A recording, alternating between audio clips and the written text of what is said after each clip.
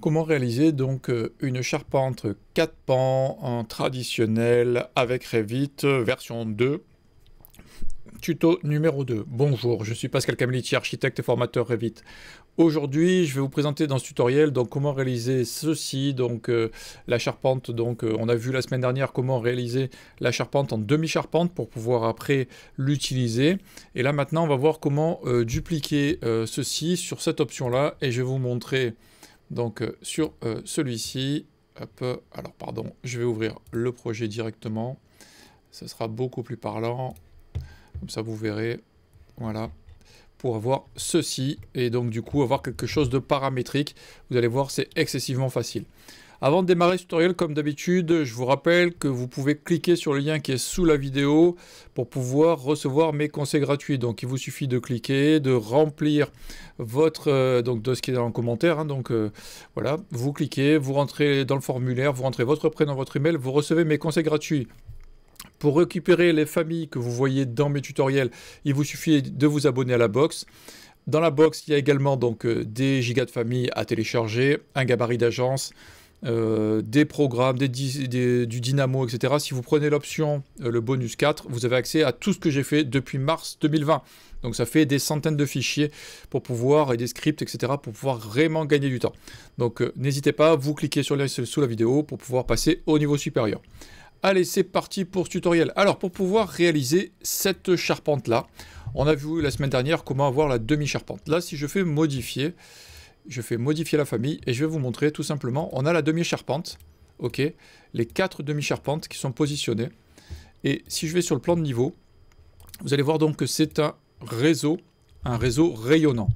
Donc, la seule chose que j'ai faite différemment, donc si je vais à droite ou à gauche, c'est que là, j'ai un plan de référence qui a été tracé de manière à avoir donc le niveau sur la famille par face, encore une fois, et je vais avoir l'élément. Donc je vais vous montrer de manière à ce que vous compreniez comment j'ai procédé, et après pour ceux et celles qui veulent vraiment passer au niveau supérieur et avoir accès à cette charpente-là, qui est beaucoup plus complexe, sur lequel vous allez pouvoir l'étudier, c'est dans la box.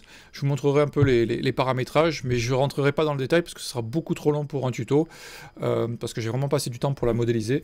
Donc du coup, vous la téléchargerez dans la box et vous l'étudierez de votre côté. Vous verrez, il y a encore des subtilités, on pourrait aussi rentrer des valeurs, des paramètres qui vont automatiser certaines dimensions, etc. J'ai pas voulu rentrer trop dans le détail parce que voilà, je voulais pas y passer des semaines non plus, mais au moins vous avez la base et ça vous permettra d'avoir quelque chose qui est vraiment top pour pouvoir après faire vos toitures très proprement et très facilement. Alors, donc, lorsque je suis sur une famille comme ça, donc on va faire fichier nouveau, famille, je vais chercher donc un modèle générique métrique par face, ok. Donc là je me retrouve avec la dalle. Ensuite, je vais aller sur une élévation, avant-arrière. Là, je vais dans la partie créer plan de référence. Ici, je trace une cote. Je fais tabulation pour avoir ma hauteur.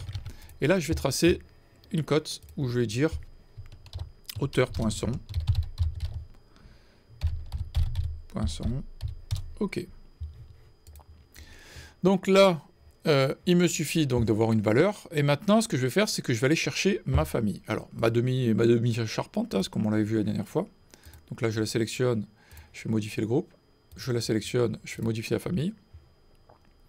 On va supprimer les contraintes là, histoire de voir. Je vais la charger dans ma famille 1, parce que je ne l'ai pas nommée pour l'instant, et on voit qu'elle est positionnée ici. Alors, moi, ce que je vous conseille surtout, c'est comme on est sur le plan de construction, on va venir, on va s'aligner ici. Là, ce qu'on peut faire, c'est élargir ça pour avoir quelque chose qui soit le plus clean possible. Voilà. OK. Et lorsqu'on est là, on peut... Alors, soit on fait comme ce que j'ai fait ici. Si j'ai le niveau de référence, je vais fermer. Comment je l'ai placé? Je l'ai placé carrément au centre, donc je ne me suis pas embêté. On va fermer. La demi-charpente, pas faire de bêtises. Je vais venir ici, et là ce que je vais faire, c'est que je vais la sélectionner, et je vais la placer. Je vais la déplacer, et je vais prendre le point ici, que je vais placer ici. Une fois que ça c'est fait, il me suffit simplement donc de faire un réseau. Donc là je vais dans réseau, je vais faire un réseau radial, je veux donc 4 éléments, Non, 3, je crois. J'ai un doute là du coup. Je fais barre d'espace pour changer le centre. Bon, ok. Ok. Donc là, je recommence, pardon. Ok. Voilà, lieu de rotation, je vais dire que je veux le centre ici. Je vais faire ici. Et hop, si je fais un tour complet. Alors du coup, c'était pas dans le bon sens, c'est pas grave. Je vais faire une rotation de l'élément. Ok. Eh ben, aujourd'hui, rotation du centre de là à là. Ok, je valide. Pourquoi il me le fait comme ça? Alors du coup, ah oui, parce que j'ai mis le dernier, pardon. Je reprends, je fais sélection. Fin de journée, un peu fatigué, désolé. Donc là, je vais avoir 4 éléments. Et je vais faire le second, pardon. Je choisis le lieu de rotation. Tac, tac, voilà. Vous voyez, c'est très rapide, tout simplement. Là maintenant, donc il me faut le poinçon, tout simplement. Je vais sur le plan de niveau. Je vais créer une extension. Là. On va faire 240 par 240. Et pour faire simple, on va faire une cote d'équivalence. Ok, là, je vais taper la valeur. Hop. Ouais, je suis vraiment fatigué ce soir. Je sélectionne, là je fais 120. Voilà. Je fais la même chose dans l'autre sens. Ici à là. Ok, je mets l'équivalence. Je prends le centre. Je pose. Je sélectionne. Je mets ma valeur 120. Ok. On va regarder ça. Donc là, la hauteur, ici, on va sélectionner la valeur hauteur poinçon. Et on voit que la hauteur poinçon n'est pas bonne. Donc du coup, il suffit d'aller sur la vue avant. On va voir où est-ce qu'on va aller. Droite-gauche, on est avant-arrière. Voilà. Donc la valeur du poinçon doit être beaucoup plus grande, évidemment, pour que ça dépasse. Donc là, on est sur 2100. Ok. Si je me fais ennombrer, voilà. Si je retourne sur ma vue, voilà, j'ai ça. Donc vous voyez que ça va très vite, c'est très facile à faire. Alors encore une fois, ce qu'il va me falloir, c'est avoir les paramètres. Parce que là, dans mon réseau, là dans les paramètres que j'ai de ma famille, je vais vous montrer ça de suite, je n'ai que la hauteur du poinçon et je n'ai pas les paramètres de largeur d'éléments. Donc, ce que je vais faire, c'est que je vais vous montrer comment j'ai réalisé l'autre. Alors, je vais revenir ici. Alors, on va simplifier. Alors, c'est pas celle-ci. Voilà, celle-ci. Si je la sélectionne, si je vais modifier le type, je vais avoir des paramètres. Donc, ils vont avoir la longueur entre appuis, la longueur de portée totale. Donc là, comment je l'ai faite? Ben, du coup, j'ai créé ces paramètres. Et si je fais modifier la famille ici, on voit que, voilà, j'ai fait ça. Il vous suffit de recopier, donc là, je vous laisse une capture d'écran, de recopier les éléments. Vous mettez les mêmes paramètres et vous aurez la possibilité de pouvoir implémenter ça dans n'importe quel projet. Donc vous voyez, c'est assez facile, c'est assez rapide. Une fois que vous avez créé la première famille, effectivement, c'est un peu plus compliqué. Alors ce qu'il faut penser aussi, encore une fois, dans les matériaux, là, il faut sélectionner. Il faut aller chercher le matériau. Là, si on n'a pas de matériau, on va le créer. Matériau, poinçon. Ok. Et là maintenant, donc si je vais dans le matériau poinçon, ici, je dois voir bois. Voilà, chêne blanc. Je fais OK. Voilà.